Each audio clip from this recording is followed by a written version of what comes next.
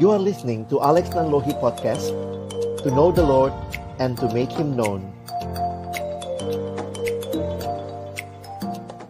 Baik, selamat malam. Kita bersyukur buat kesempatan yang Tuhan berikan. Bersama-sama pada malam hari ini kembali bersekutu, memuji, memuliakan namanya. Mari sebelum kita membaca, merenungkan firman Tuhan, kita berdoa. Bapa di dalam surga, kami datang dalam ucapan syukur malam hari ini. Terima kasih Tuhan buat kasih dan anugerah-Mu. Ketika kembali kami akan membuka firman-Mu, kami mohon ya Tuhan, bukalah juga hati kami. Jadikanlah hati kami seperti tanah yang baik, supaya ketika benih firman Tuhan ditaburkan boleh sungguh-sungguh berakar, bertumbuh, dan juga berbuah nyata di dalam kehidupan kami. Berkati baik hamba-Mu yang menyampaikan firman, setiap kami yang mendengar, Tuhan tolonglah kami semua, agar kami bukan hanya menjadi pendengar-pendengar firman yang setia, tapi mampukan dengan kuasa dari Roh-Mu yang kudus, kami dimampukan menjadi pelaku-pelaku firman-Mu di dalam hidup kami, di dalam masa muda kami. Bersabdalah ya Tuhan, kami anak-anak-Mu sedia mendengarnya, di dalam satu nama yang kudus, nama yang berkuasa, nama Tuhan kami Yesus Kristus. Kami menyerahkan pemberitaan firman-Mu. Amin. Ya, malam hari ini sama-sama kita akan belajar satu bagian dari kebenaran firman Tuhan. Saya akan coba share screen buat kita sekalian.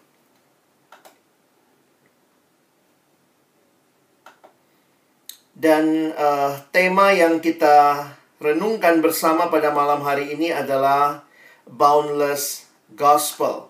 Ya, jadi saya rindu kita sama-sama belajar melihat apa yang firman Tuhan nyatakan kepada kita. Ada satu hal yang menarik di tengah-tengah belakangan ini, khususnya kalau kita melihat di dunia, bahkan negara yang maju seperti Amerika misalnya. Ketika berbicara tentang rasisme, saya melihat bahwa ini juga jadi pergumulan yang tidak mudah sampai hari ini di banyak negara. Nah, ketika kita berhadapan dengan firman Tuhan, sekali lagi, firman Tuhan mengingatkan kita tentang Tuhan yang mengasihi semua orang. Mungkin dari sekolah minggu, kalau teman-teman pernah ikut sekolah minggu, ada lagu Yesus Cinta Segala Bangsa. Itu bukan hanya sebuah slogan, tetapi itu benar-benar di dalam sejarah Tuhan karyakan, Tuhan nyatakan bagi kehidupan manusia. Ya, nah, saya mengajak kita sama-sama akan melihat. Jadi malam hari ini kita akan melihat sebenarnya untuk memahami tema ini dari dua bagian besar firman Tuhan. Ya, Kisah Rasul pasal yang ke-10 dan juga pasalnya yang ke-11. Nah, mungkin yang teman-teman harus perhatikan bahwa ini kisah dalam perjumpaan Petrus dengan Kornelius, ya. Ini kisah Petrus dan Kornelius, dan kita diberikan keterangan dalam firman Tuhan. Jadi kalau nanti mau baca seluruh bagian, silahkan bacalah Kisah Rasul pasal yang ke-10 sampai pasal yang ke-11. Nah, di dalam Kisah Rasul pasal yang ke-10, kita melihat bahwa di Kaisarea ada seorang bernama Kornelius, seorang perwira pasukan yang disebut pasukan Italia. Ia, maksudnya Kornelius, ia saleh, ia serta seisi rumahnya takut akan Allah. Dan ia memberi banyak sedekah kepada umat Yahudi dan senantiasa berdoa kepada Allah. Jadi kalau teman-teman memperhatikan, di dalam terjemahan bahasa Inggris dari Alkitab NIV, New International Version, menggambarkan bahwa Kornelius ini adalah seorang yang takut akan Allah. He was a devout, God-fearing man, as was his household. Jadi kalau kita perhatikan, dia bukan orang Yahudi. Jadi kemungkinan besar karena dia adalah perwira pasukan Italia, dia orang Roma, warga negara Romawi, sehingga gambaran ini membuat kita juga menyadari bahwa dia tertarik dengan Allahnya Israel, dan juga dalam konteks ini dia banyak membantu, memberi sedekah. Dia sangat dermawan kepada umat Yahudi, dan dikatakan dia senantiasa berdoa kepada Allah. Nah, jadi saya ingin kita belajar lebih dalam lagi. Tentu kalau kita mau baca, kita bisa baca seluruh Kisah Rasul 10. Kalau teman-teman perhatikan Kisah Rasul 10 ini sebenarnya cerita intinya ada di situ. Kisah Rasul 10, tapi saya mengambil Kisah Rasul 11-nya, ya. Malam ini langsung ambil Kisah Rasul 11 ayat 1 sampai 18 ketika Petrus dipertanyakan kenapa dia masuk ke rumah orang non-Yahudi, kenapa dia datang ke tempat itu, lalu Petrus menceritakan. Dan itu yang dia ceritakan di pasal 11 ayat 1 sampai 18. Jadi ini lebih bersifat seperti summary dari apa yang ada di dalam Kisah Rasul 11, Kisah Rasul 10 secara keseluruhan, ya. Jadi yang ditulis di Kisah Rasul 10 ini disummarikan kembali dalam penjelasan Petrus di hadapan saudara-saudara di Yudea. Ya, baik. Kalau kalian punya Alkitab cetak, silakan buka. Karena Lause baru sadar di dalam ayat yang Lause tulis, saya hanya tulis sampai ayat yang ke-12 kalau nggak salah, ya. Jadi saya minta kita lihat sampai ayat 18. Jadi tolong perhatikan. Sebagian saya tulis di screen, sebagian ada yang terlewat, ya. Baik. Langsung mulai kita baca. Saya akan bacakan buat kita. Rasul-rasul dan saudara-saudara di Yudea mendengar bahwa bangsa-bangsa lain juga menerima firman Allah. Ketika Petrus tiba di Yerusalem, orang-orang dari golongan yang bersunat berselisih pendapat dengan dia. Kata mereka, "Engkau telah masuk ke rumah orang-orang yang tidak bersunat dan makan bersama-sama dengan mereka." Lalu selanjutnya ayat yang keempat. Tetapi Petrus menjelaskan segala sesuatu berturut-turut katanya. Jadi lihat, ya. Petrus menjelaskan secara kronologis, dan ini sedikit banyak mengulang apa yang ada di pasal yang ke-10. Aku sedang berdoa di kota Yope. Tiba-tiba rohku diliputi kuasa ilahi dan aku melihat suatu penglihatan. Suatu benda berbentuk kain lebar yang bergantung pada keempat sudutnya diturunkan dari langit sampai di depanku. Aku menatapnya dan di dalamnya aku lihat segala jenis binatang berkaki empat dan binatang liar dan binatang menjalar dan burung-burung. Lalu aku mendengar suara berkata kepadaku, "Bangunlah hai Petrus, sembelilah dan makanlah."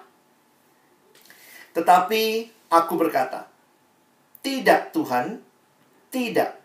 Sebab belum pernah sesuatu yang haram dan yang tidak tahir masuk ke dalam mulutku. Akan tetapi untuk kedua kalinya suara dari sorga berkata kepadaku, apa yang dinyatakan halal oleh Allah, tidak boleh engkau nyatakan haram." Hal itu terjadi sampai 3 kali, lalu semuanya ditarik kembali ke langit. Dan seketika itu juga 3 orang berdiri di depan rumah di mana kami menumpang. Mereka diutus kepadaku dari Kaisarea. Lalu kata roh kepadaku, pergi bersama mereka dengan tidak bimbang. Dan ke-6 saudara ini menyertai aku, kami masuk ke dalam rumah orang itu. Ya, jadi sampai di sini Lause lanjutkan ayat 13, ya. Dan ia menceritakan kepada kami bagaimana ia melihat seorang malaikat berdiri di dalam rumahnya dan berkata kepadanya, "Suruhlah orang ke Yope untuk menjemput Simon yang disebut Petrus. Ia akan menyampaikan suatu berita kepada kamu yang akan mendatangkan keselamatan bagimu dan bagi seluruh isi rumahmu." Dan ketika aku mulai berbicara, turunlah Roh Kudus ke atas mereka, sama seperti dahulu ke atas kita. Maka teringatlah aku akan perkataan Tuhan. Yohanes membaptis dengan air, tetapi kamu akan dibaptis dengan Roh Kudus. Jadi jika Allah memberikan karunia-Nya kepada mereka sama seperti kepada kita pada waktu kita mulai percaya kepada Yesus Kristus, bagaimanakah mungkin aku mencegah dia? Ketika mereka mendengar hal itu, mereka menjadi tenang, lalu memuliakan Allah, katanya. Jadi, kepada bangsa-bangsa lain juga Allah mengaruniakan pertobatan yang memimpin kepada hidup. Jadi sedemikian jauh pembacaan firman Tuhan. Kiranya kita bisa memahami bagian ini dan juga mengaplikasikannya di dalam konteks hidup kita sebagai pemuda dan pemudi. Nah, teman-teman yang dikasihi dalam Tuhan Yesus Kristus, melihat apa yang disampaikan di dalam kisah ini, saya pikir tema malam hari ini berbicara bahwa boundless gospel, Injil yang tidak punya batasan. Nah, ini mau menunjukkan sebenarnya apa yang menjadi kerinduan Allah sendiri. Jadi, kembali kalau kita menghayati, kenapa sih kita di dunia ini ada bermacam-macam bangsa? Kenapa ya kita dalam dunia ini ada berbagai perbedaan? Ternyata kalau kita perhatikan bahwa Allah sendiri adalah Allah yang menciptakan hal itu. Teman-teman kalau membaca misalnya di dalam Kisah Rasul 17, ada satu ayat di dalamnya ketika Paulus berbicara di Athena, dia berkata bahwa Allah lah yang menciptakan bangsa-bangsa. Jadi, jujur aja kalau menghayati seperti ini, ketika ada bangsa yang satu menganggap dirinya lebih baik dari yang lain, sebenarnya itu adalah pengaruh dari kejatuhan manusia di dalam dosa, di mana manusia begitu fokus kepada dirinya. Dan karena itu kita melihat ayat firman Tuhan jelas mengatakan bahwa Roma 3 ayat 23 bahwa semua manusia berdosa. Berarti tidak ada satu manusia pun yang luput dari hal ini, termasuk juga kalau kita bicara tidak ada bangsa yang tidak punya dosa. Karena itu ketika melihat keselamatan, bagi saya ini menarik. Kekristenan bicara Injil yang melampaui, mencakup semua bangsa, semua orang di dalam dunia ini. Karena itu kita melihat ketika Yesus datang ke dalam dunia, ini mau menunjukkan bahwa dia datang bukan hanya untuk satu bangsa saja. Loh, tapi kan Yesus datangnya lewat bangsa Israel, orang Yahudi. Nah, itu mungkin kita bertanyanya seperti itu ya. Nah, Lause ingin mengajak kita melihat, coba tempatkan dirimu jadi Petrus. Ya, bayangkan mengikut Yesus, lalu selama beberapa tahun mengikut Yesus, telah menjadi rasul juga. Tapi ternyata bagi Petrus sendiri, dia butuh waktu. Ya, butuh waktu dalam anugerah Tuhan untuk memahami bahwa Injil ini bagi semua orang. Paling tidak, Petrus pasti ada waktu di akhir Injil Lukas. Di akhir Injil Lukas, ketika Yesus menyampaikan amanat agungnya, versinya Lukas, perhatikan. Lukas 24, ayat 46 dan 47. Kata Yesus kepada mereka, ada tertulis, Mesias harus menderita dan bangkit dari antara orang mati pada hari yang ketiga, dan lagi dalam namanya berita tentang pertobatan dan pengampunan dosa harus disampaikan kepada segala bangsa, mulai dari Yerusalem. Nah, Lause ingin kita coba tempatkan diri di sepatunya Petrus kalau kita mendapat perintah ini. Jadi sebenarnya Petrus sudah dapat perintah dari Tuhan Yesus yang bangkit waktu itu sebelum Yesus naik ke surga, harus disampaikan kepada segala bangsa. Nah, bagaimana Petrus sampai bisa memahami dan mengerti hal ini? Itulah yang sebenarnya kita baca tadi di dalam Kisah Rasul pasal 10 dan juga pasal yang ke-11. Tentu Petrus pun juga mendengar Yesus mengatakan kalimat ini.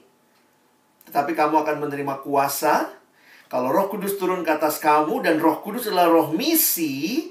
Kamu akan menjadi saksiku, kata Yesus. Mulai dari mana? Di Yerusalem, di seluruh Yudea dan Samaria sampai ke ujung bumi. Jadi sebenarnya waktu Lause perhatikan, mempelajari, kenapa ya? Bagaimana Petrus menghayati, bukannya Yesus sudah ngomong, kamu akan jadi berkat bagi bangsa-bangsa. Tetapi kenapa begitu tanda kutip ya, begitu terbatasnya pemikiran Petrus. Bahkan, kalau kita perhatikan juga dalam satu kisah, sebenarnya di kisah Pentakosta, kisah Rasul pasal 2, di sini juga terjadi konteks semua bangsa. Nah, coba lihat ya. Kisah Rasul pasal 2, ketika orang-orang Yahudi berkumpul di Yerusalem, maka Kisah Rasul 2 ayat 5 menegaskan hal ini. Waktu itu, di Yerusalem, diam orang-orang Yahudi yang saleh dari segala bangsa di bawah kolong langit. Jadi lihat ya, diulangi itu segala bangsa. Jadi Yesus sudah bicara untuk segala bangsa. Nah, Kisah Rasul 2 sebenarnya mereka pun mencicipi segala bangsa. Tapi bagaimana mereka menghayati, kenapa harus ada cerita Kisah Rasul 10 dan 11? Lause simpulkan begini. Nampaknya sampai di awal Kisah Rasul pasal 10, sebelum dapat penglihatan itu ya, pengertian Petrus tentang yang dimaksudkan dengan segala bangsa sangat terbatas, masih terbatas. Nah, kira-kira apa sih yang Petrus maknai dengan segala bangsa? Karena dalam konteks perjanjian lama, ketika kita melihat orang Yahudi sangat meyakini bahwa memang Tuhan melalui bangsa Yahudi akan memberkati bangsa-bangsa lain di dalam dunia ini. Dan begitu kuatnya hal itu melekat, bahkan bagi saya, bagi Petrus, yang sudah terima perintah dari Yesus, segala bangsa. Masa sih nggak ngerti begitu ya? Kalau buat kita sekarang gampang ya, oh ya segala bangsa berarti semua orang. Tapi buat Petrus juga tidak mudah, karena waktu itu konteks segala bangsa yang mereka mengerti hanya sebatas orang Yahudi. Jadi saya kutip satu buku yang saya pakai waktu persiapan untuk hari ini. Dia mengatakan begini. At the beginning of Acts 10, Peter believes God's intention is to bring the gospel not to peoples of all nations, but to the Jews of all nations. Jadi yang dimengerti oleh Petrus adalah segala bangsa di mana ada orang Yahudi gitu ya, but to the Jews of all nations. Jadi memang kalau kita melihat ini masih rasis banget ya. Jadi kepada semua bangsa, maksudnya apa? Semua orang Yahudi yang ada di semua bangsa. Karena waktu itu orang Yahudi tinggalnya terpencar ya. Mereka diaspora ada di berbagai tempat. Nah, jadi coba lihat lagi ya. Langsung tunjukkan tadi Kisah Rasul pasal yang kedua ya. Makanya perhatikan kalimatnya. Waktu itu di Yerusalem diam orang-orang Yahudi yang saleh dari segala bangsa. Karena laki-laki Yahudi dewasa 1 tahun 3 kali itu harus datang ke Yerusalem.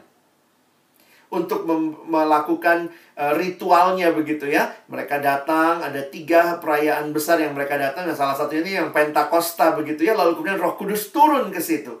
Jadi bagi saya ketika Petrus mengalami itu, mungkin dia berpikir ya sudah, ini kan semua orang Yahudi dari segala bangsa sudah berkumpul. Nah, sehingga kembali kita melihat apakah ini segala bangsa yang Tuhan maksudkan. Nah, teman-teman di sini langsung perhatikan, iya ya, Tuhan tuh sabar banget membimbing kita mengerti kehendaknya. Bahkan rasul seperti Petrus dan mereka yang waktu itu masih melihat bahwa yang dimaksud dengan segala bangsa adalah hanya orang Yahudi dari segala bangsa, maka Tuhan Yesus memberikan kesempatan mereka untuk boleh mengalami perubahan pemikiran. Nah, disinilah kita lihat ceritanya ya. Bagaimana Tuhan yang justru memulai semuanya. Di sini saya melihat betapa luar biasanya cinta Tuhan bagi semua bangsa. Sampai ketika rasul-rasulnya pun mengertinya sangat terbatas, Tuhan berinisiatif. Apa yang menjadi inisiatif Tuhan? Kalau kita perhatikan Kisah Rasul 10, God speaks to Cornelius. Jadi kita lihat bahwa Tuhan bicara. Makanya Cornelius yang lebih dahulu mendapat penglihatan. Dan penglihatan itu jelas banget ya. Pergi ke Yope, ke rumahnya Simon, penyamak kulit. Di sana ketemu sama yang namanya Simon Petrus. Petrus bawa dia ke tempatmu, dia akan menceritakan. Wow, itu penglihatan yang sangat-sangat detail. Lalu, bukan hanya kepada Cornelius yang disuruh menjemput ya. Makanya Cornelius menyuruh 2 orang menjemput Petrus. Tetapi Tuhan pun dalam anugerahnya berbicara kepada Petrus. Petrus dapat penglihatan. Ada makanan-makanan yang haram itu turun. Sampai 3 kali disuruh makan. Makan begitu ya. Dan dari konteks itu, ya ini yang menarik ya. Akhirnya Petrus menyimpulkan apa yang Tuhan kehendaki. Tuhan pakai ilustrasi makanan dalam penglihatan itu. Tetapi Petrus bisa menyimpulkan bahwa ini bukan tentang makanan semata-mata. Ini tentang manusia. Ini tentang berita Injil yang sudah kami nikmati. Tuhan menyatakan kepada Petrus bahwa bukan hanya orang Yahudi yang perlu menikmati berita sukacita ini. Sekali lagi buat kita yang hidup sekarang mungkin mikirnya, ya emang Injil kan buat semua bangsa. Buktinya saya aja orang Indonesia bisa percaya Injil. Iya, tapi waktu itu nggak mudah. Even buat yang namanya Petrus, Tuhan bekerja membukakan pikiran Petrus step by step. Dan akhirnya Petrus dijemput. Petrus pun taat sesuai dengan penglihatan yang dia dapat. Ada orang yang cari kamu, ikuti mereka, pergilah ke tempatnya. Dan bagi saya pasti sekali lagi tidak mudah. Kenapa? Petrus rasul, orang Yahudi, yang najis pergi ke rumah orang non-Yahudi. Meskipun dikatakan Cornelius itu orang yang takut akan Allah, walaupun dia sering membantu orang Yahudi, tetap dia bukan orang Yahudi. Sehingga najis ketika harus datang ke rumah orang non-Yahudi. Wah, ini Petrus setelah dapat penglihatan, dia bersedia pergi ke rumah Cornelius. Dan di rumah Cornelius lah kemudian dia makin meneguhkan apa yang menjadi panggilan Tuhan baginya. Ketika dia berbicara, dikatakan Roh Kudus turun. Dan kemudian setelah itu perhatikan kalimat ini ya. Nanti kalau teman-teman baca Kisah Rasul 10, perhatikan yang lause buat warna merah di situ ya. Lalu mulailah Petrus berbicara, katanya, sesungguhnya aku telah mengerti bahwa Allah tidak membedakan orang. Jadi bayangkan ya, Petrus itu baru ngerti gitu ya. Aku telah mengerti bahwa Allah tidak membedakan orang. Setiap orang dari bangsa manapun yang takut akan dia dan yang mengamalkan kebenaran berkenan kepadanya. Itulah firman yang ia suruh sampaikan kepada orang-orang Israel. Jadi lihat ya, dia baru sadar gitu. Orang Israel tuh disuruh untuk memberitakan damai sejahtera oleh Yesus Kristus yang adalah Tuhan dari semua orang.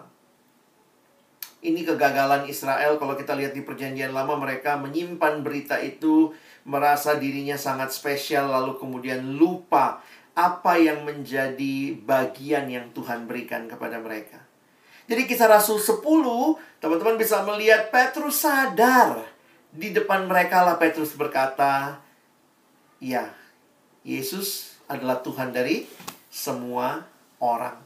Dan waktu kemudian Petrus kembali ke Yerusalem, tadi kita udah lihat ya di Kisah Rasul 11. Yang lain pada protes, ini kok pada masuk kamu ke rumahnya orang non-Yahudi? Nah, kemudian Petrus menjelaskan. Dan di akhir penjelasan tadi, Kisah Rasul 11 menutup ayat 18 tadi yang Lause baca. Ketika mendengar hal itu, mereka menjadi tenang. Lalu memuliakan Allah, katanya. Jadi tadi Petrus yang diyakinkan. Kisah Rasul 11, setelah Petrus menjelaskan, maka semua rasul dan orang-orang Yahudi yang bersunat, yang dipakai istilah itu, mereka pun yakin. Jadi kepada bangsa-bangsa lain juga Allah mengaruniakan pertobatan yang memimpin kepada hidup. Teman-teman, sekali lagi dalam situasi perenungan ini, Lause jadi sadar ya. Waktu Petrus dan rasul-rasul yang lain menerima perintah, pergi, jadikanlah semua bangsa muridku. Nampaknya mereka masih melihat semua bangsa seperti yang mereka maknai. Semua orang Yahudi dari semua bangsa. Atau yang ada di berbagai bangsa. Tetapi Tuhan dalam kesabarannya menolong murid-muridnya, menolong para rasul untuk melihat apa yang dimaksud dengan semua bangsa. Dan mulai dari siapa? Oh, mesti mulai dari pemimpinnya dulu. Tuhan meyakinkan Petrus. Dan setelah itu, Petruslah yang kembali ke Yerusalem, meyakinkan murid-murid yang lain. Sehingga kesimpulannya ini. Oh, jadi kepada bangsa-bangsa lain juga Allah mengaruniakan pertobatan yang memimpin kepada hidup. Wow, panjang juga prosesnya ya. Tapi bagi Lause yang menarik adalah Tuhan sabar dengan kita. Yang mungkin masih sangat rasis cara berpikirnya, yang mungkin masih sangat sektarian cara melihatnya, Tuhan sabar dan Tuhan membimbing. Dan bagi kita, akhirnya kita bisa menghayati apa yang ditulis dalam Alkitab yang kita baca hari ini. Kalau demikian, kalau Allah tidak membedakan orang, maka berita Injil itu bagi semua orang. Boundless gospel. Jadi, teman-teman, yang malam ini Lause ingin kita hayati sama-sama adalah lihatlah pekerjaan Allah yang luar biasa, ya. Kalau saya simpulkannya begini, sebenarnya penginjil terbesar itu ya, the greatest evangelist ya, ya Tuhan sendiri. Karena ya kita sebagai orang-orang yang dipanggil memberitakan Injil, tentu evangelist bukan berarti dalam hal posisi struktur gerejawi ya. Tapi setiap kita yang mengalami karunia Allah, we are evangelist. Kita orang-orang yang bisa menyaksikan apa yang Tuhan sudah kerjakan dalam diri kita. Dan Tuhan sabar. Tuhan pertemukan ya Filipus, kalau kita lihat Kisah Rasul ya, pasal yang ke berapa tuh? Pasal kedua, ketiga ya, kita lihat bagaimana Tuhan mempertemukan misalnya dengan sida-sida dari Ethiopia begitu ya. Kita lihat juga, jadi Tuhan yang membuat momentum-momentum yang kita nggak pernah kepikir gitu ya. Bagi saya ini luar biasa lah cara Tuhan membawa kita ke dalam satu pemahaman yang lebih utuh.